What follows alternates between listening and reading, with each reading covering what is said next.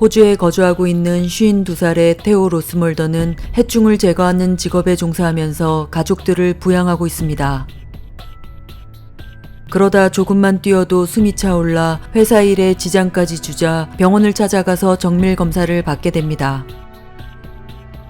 의사 선생님은 그의 심장에 문제를 발견했고 테오는 관상동맥 우회 수술인 바이패스를 받고 건강 회복 중에 있었습니다. 수술 후에도 매일 약을 복용하는 테오에게는 심한 운동은 허락되지 않았습니다. 그의 유일한 취미는 아내와 함께 이동주택을 타고 호주 서쪽에 위치한 사막 레버턴에서 조용한 시간을 갖다가 본가로 돌아오는 것이었습니다. 아무것도 없는 사막이었지만 주변 친구들이 방문해서 심심하지 않게 시간을 보낼 수 있었으며 재미삼아 금을 채취하는 것이 테오의 소일거리 중에 하나였습니다. 오늘은 친구 2명과 사막을 방문해서 한두 시간 정도 금을 채취할 예정이었습니다. 이 사막은 여러 번 방문해 테오와 친구들에게는 익숙한 곳일 뿐더러 잠시 산책 가득 갈 예정이라 가벼운 마음으로 차에 올랐습니다. 차에 탑승하기 전 아내 폴리는 오늘 복용해야 하는 약을 잘 챙겨 먹었는지 확인했고 테오는 걱정하지 말라며 베이스 캠프인 이동주택에서 10km 떨어진 사막으로 향했습니다.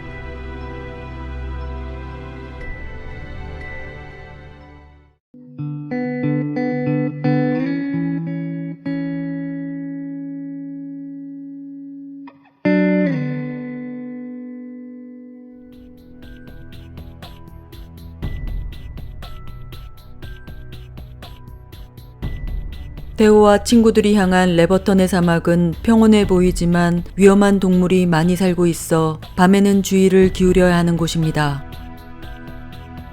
특히 캥거루도 잡아먹는 딩고가 있어서 사람들을 공격하기 때문에 해가 지기 전에 빠져나와야 했습니다. 사막에 도착한 테오와 친구들은 오늘 많은 금을 채취했으면 하는 농담을 던지며 장비를 챙기기 시작했습니다.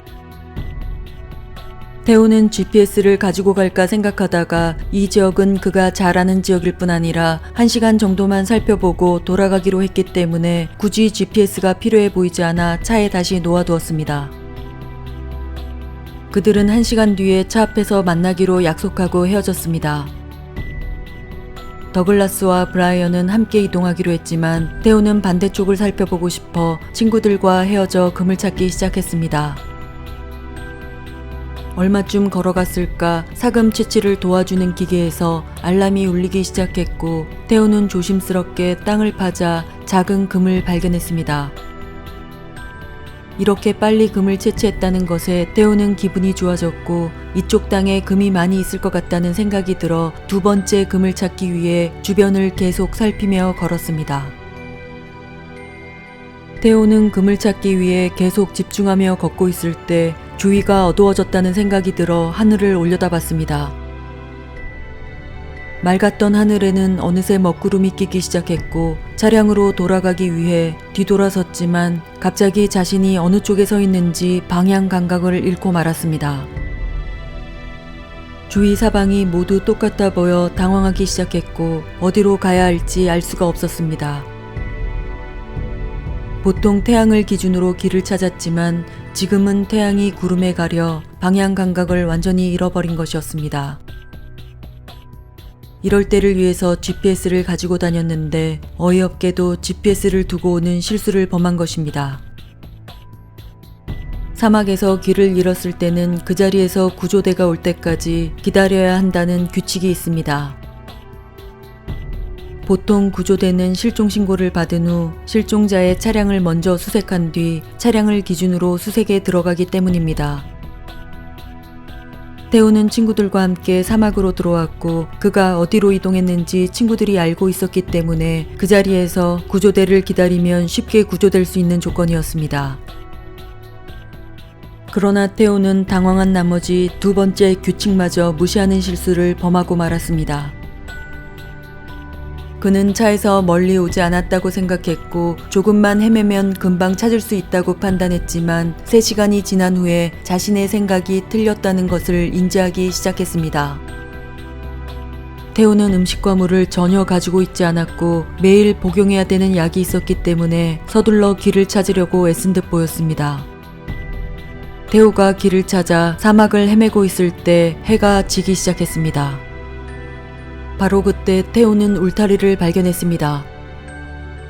울타리는 사막의 원주민들이 설치한 듯 보였고 분명히 한쪽은 사막 깊은 곳으로 가는 길이었지만 다른 한쪽은 원주민 마을과 연결되어 있다는 것을 직감할 수 있었습니다. 태호는 어느 쪽으로 갈지 고민했습니다. 그는 여러 번 오른쪽과 왼쪽을 둘러봤고 결국 왼쪽 길을 선택해 울타리를 따라 걷기 시작했습니다.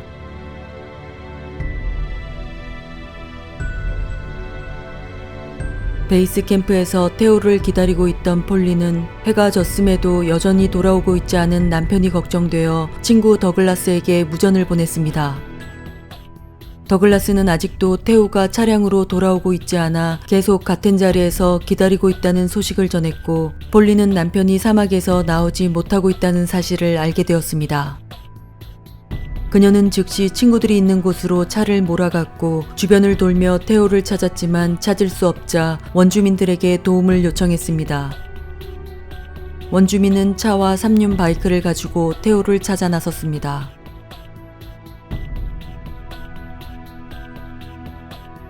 태호는 여전히 울타리를 따라 걷고 있었지만 아무것도 보이지 않았습니다.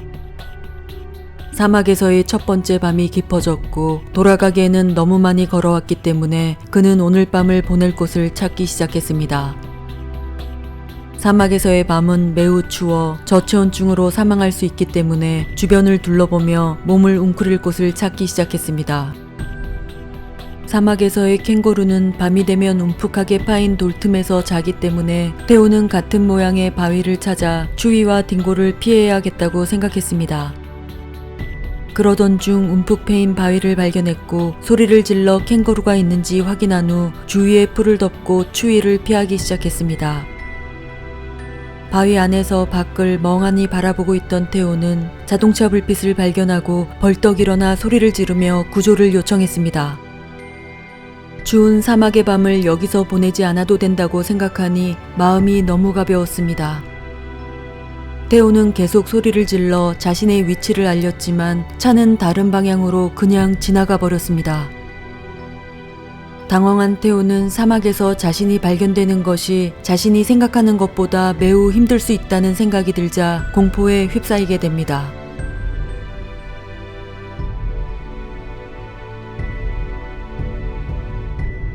아침이 밝아오자 구조대가 조직됐고 폴리는 태호의 약을 원주민에게 전달했습니다. 약을 복용하지 않으면 심장마비가 올 수 있기 때문입니다. 같은 시각 아침이 밝아오자 태호는 다시 희망이 생겼으며 오늘은 집에 돌아갈 수 있을 거라고 생각했지만 구름이 많이 끼어 있어 일몰이나 일출을 이용한 방향감을 찾을 수가 없었습니다. 도대체 어디가 어딘지 알 수가 없어 이리저리 정처 없이 걷고 있다가 너무 힘들어 바닥에 앉아 하늘을 쳐다보고 있었습니다. 그때 태호는 엔진 소리가 나는 것이 들렸고 잠시 후에 헬기가 사막 위를 돌고 있는 장면을 목격하고 헬기 구조가 시작됐다는 것을 알게 되었습니다.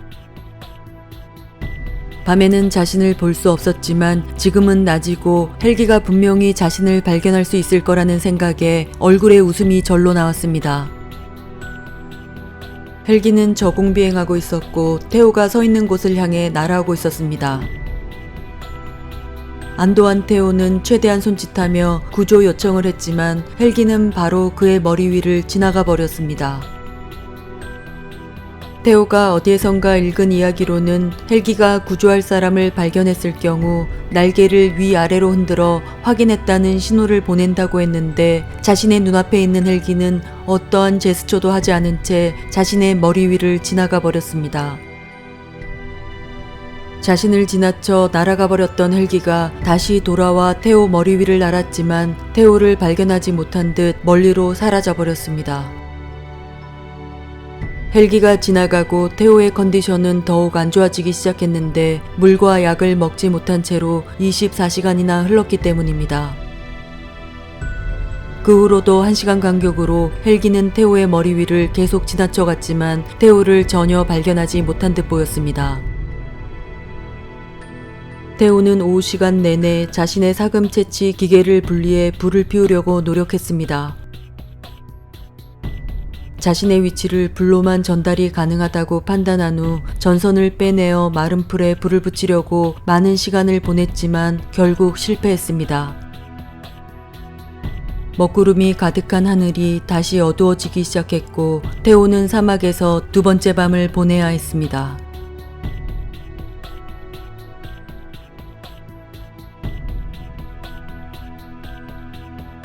정상적인 사람도 48시간 동안 수분을 공급받지 못하면 굉장히 치명적일 수 있는데 태호는 심장병 환자로 생존 가능성이 매우 낮아지기 시작했습니다. 이틀 동안이나 물을 마시지 못한 태호는 정신이 흐려지고 있다는 걸 느낄 수 있었고 결국 그는 살아남기 위해 소변을 마시기로 결정했습니다.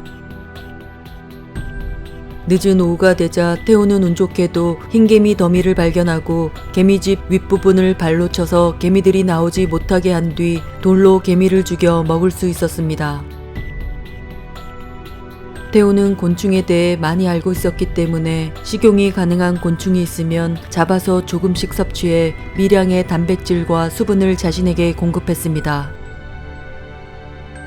그러나 태호는 이제 생존 가능성이 매우 낮다고 생각해 모든 것을 거의 포기한 상태였습니다.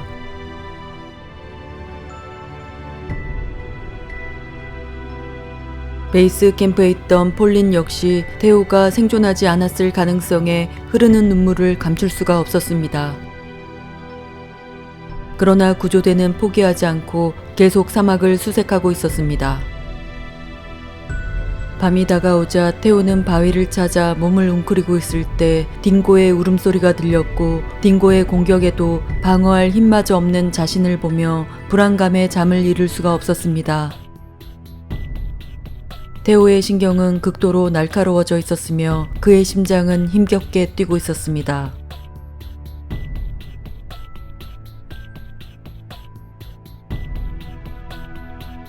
사막을 수색하던 원주민이 태호의 발자국을 찾아냈고 태호의 발자국 위에는 딩고의 발자국이 찍혀있는 것을 확인했습니다.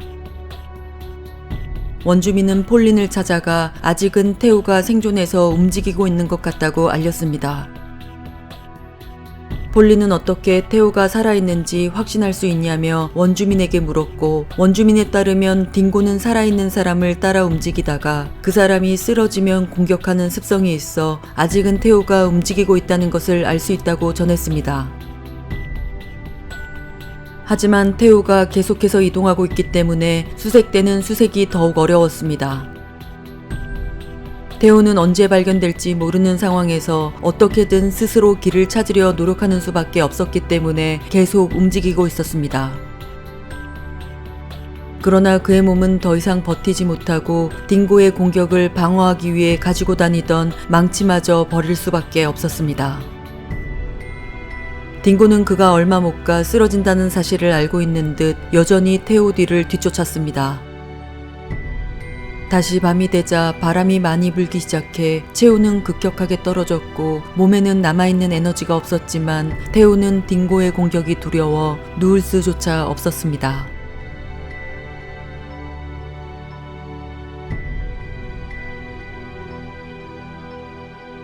아침이 밝았지만 더 이상 버티지 못한 태호는 마지막으로 자신의 몸을 누일 곳을 찾았고 그곳에 앉아 그는 칼로 사금 채취 기계에 마지막으로 유언을 남기기 시작했습니다. 유서를 다 적은 태호는 오늘 하룻밤만이라도 더 버티게 해달라고 기도했습니다.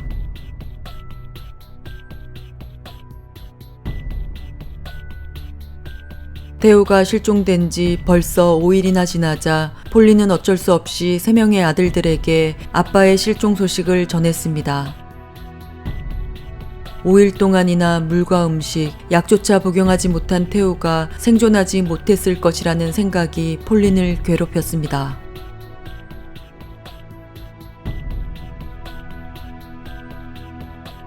태호는 움푹하게 파인 바위 틈을 찾았고 주변의 돌을 그 앞에 힘겹게 쌓기 시작했습니다. 딩고가 자신을 공격할 경우 돌을 던져 조금이라도 자신을 보호하기 위해서였습니다. 테오는 자신이 여기서 죽는 것은 어쩔 수 없지만 딩고에게 물어뜯겨 시신마저 가족들에게 돌아가지 못하는 것을 상상조차 하기 싫었기 때문입니다. 테오는 바위 틈에 들어가 힘없이 사막을 쳐다보고 있는데 3륜 오토바이가 다가오는 것을 볼 수 있었고 마지막 힘을 다해 일어나 손을 저으며 달려갔습니다. 테오는 소리를 지를 힘조차 없었습니다. 그러나 힘겨운 그의 몸짓에도 불구하고 3륜 오토바이는 테오를 보지 못하고 언덕 너머로 사라졌습니다. 테오는 마지막 희망이 사라지자 다시 바위 틈 쪽으로 걸어가고 있을 때 자동차 엔진 소리가 들렸고 테오는 눈을 들어 소리나는 쪽을 보자 흰색 트럭이 자신 쪽으로 오는 것을 확인한 후 구조됐다는 것을 알았습니다. 실종자가 있다는 소식을 들은 원주민이 아들에게 사막을 수색하도록 요청했고 아들은 3륜 오토바이를 타고 테오를 찾던 중에 그를 발견하고 아버지에게 소식을 전한 것이었습니다. 테오는 5일 만에 사막을 빠져나와 그의 소식을 애타게 기다리고 있던 폴린에게로 돌아왔습니다. 경찰은 테오가 불을 붙일 수 있었다면 더 빨리 발견될 수 있었다고 전했습니다. 그러나 테오는 자신을 찾기 위해 밤낮으로 수색해준 수색대와 원주민들에게 깊은 감사를 전했습니다. 두 번째 인생을 살고 있는 테오는 한동안 사막 근처에도 가지 않았지만 트라우마를 극복하기 위해 가끔 사막을 방문하고 있다고 전했습니다.